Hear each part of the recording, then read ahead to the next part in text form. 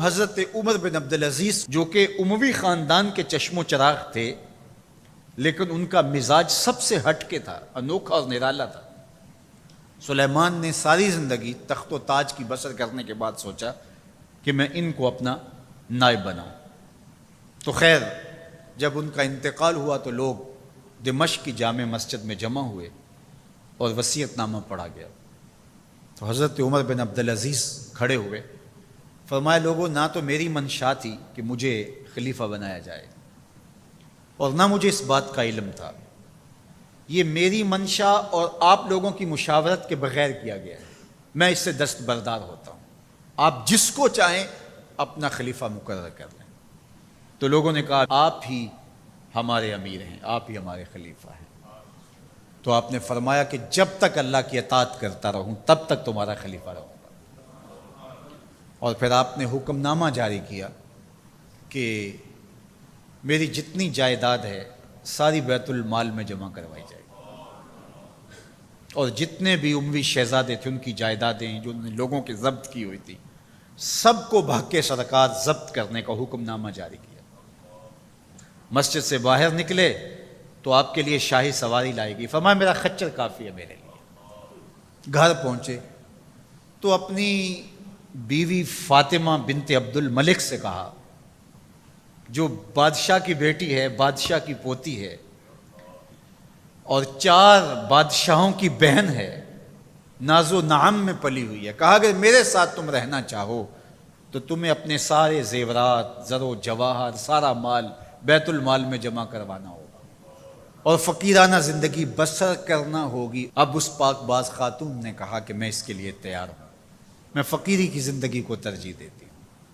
اب حضرت عمر رضی اللہ تعالیٰ عنہ نے صرف 2 سال 5 ماہ اور کچھ دن حکومت کی اور 3 بر اعظموں پر سلطنت اسلامیہ پھیلی ہوئی تھی، اور آپ روتے تھے کہ ان لوگوں کا حق بھی میرے اوپر بلا مطالبہ ہے جو دنیا کے کسی بھی خطے کے اوپر اس سلطنت کی حدود میں بستے ہیں۔ عید کا موقع آیا، عیدگاہ میں جب لوگ ایک دوسرے کو مل رہے تھے تو امیر المومنین کے بیٹوں کے کپڑے خستہ تھے، پرانے تھے، پیوند لگے ہوئے تھے۔ تو آپ نے اپنے بیٹوں سے کہا کہ تمہیں شرم تو آ رہی ہوگی کہ امیر المومنین کے بیٹے ہو کہ تمہیں ڈھنگ کا لباس بھی دستیاب نہیں ہے۔ تو آپ کا ایک بیٹا عبد الملک بن عمر بن عبدالعزیز جو آپ کی زندگی میں انتقال کر گیا تھا، اس نے کہا ہمیں اس بات پہ فخر ہے کہ ہمارے باپ نے خیانت نہیں کی ہے، ہمارا باپ دیانتدار ہے۔ جب گھر آتے ہیں تو آپ کی بیٹیاں آپ کو عید مبارک کہتی ہیں، آپ سے ملتی ہیں، لیکن منہ پہ کپڑا دھرا ہوا ہے۔ تو حضرت عمر رضی اللہ تعالیٰ عنہ عمر بن عبدالعزیز بولتے ہیں کہ بیٹی آپ نے چہرے کے اوپر کپڑا کیوں رکھا ہوا ہے؟ تو وہ کہتی ہیں ہم نے کچے پیاز سے آج کھانا کھایا ہے تو اس لیے ہم نے کپڑا رکھا ہے کہ آپ اس کی سمیل محسوس نہ کریں۔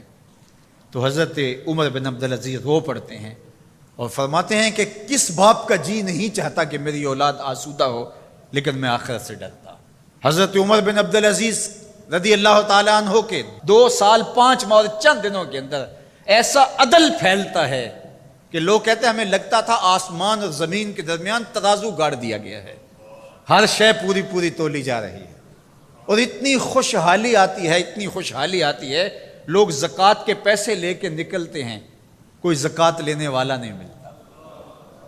ایک علاقے کے لوگ حضرت عمر بن عبدالعزیز کو خط لکھتے ہیں کہ حضرت زکوٰۃ کا کیا کریں؟ فرمایا غریبوں کو دے۔ کہا کوئی غریب رہا ہی نہیں؟ تو کہا کہ اچھا آپ اس طرح کریں کہ جن کی شادیاں نہیں ہوئیں ان کا مہر ادا کر کے شادیاں کروا دیں۔ تو وہ جواب میں لکھتا ہے یہ بھی ہو چکا۔ تو کہا لوگوں کو قرضہ دے دیں۔ کہا کسی کو قرضے کی ضرورت ہی نہیں ہے۔ تو پھر فرماتے ہیں اچھا غیر مسلموں کو قرضہ دیں تاکہ وہ کھیتی باڑی کر کے زراعت کے کام کو بڑھائیں۔ یہ عمر بن عبدالعزیز کا دور ہے۔ عدل پھیلا، نور پھیلا، روشنی پھیلی۔ شہزادگی کی زندگی سے ایک دم اپنے آپ کو ایک چھوٹے سے کٹیا کے اندر محدود کر لیا۔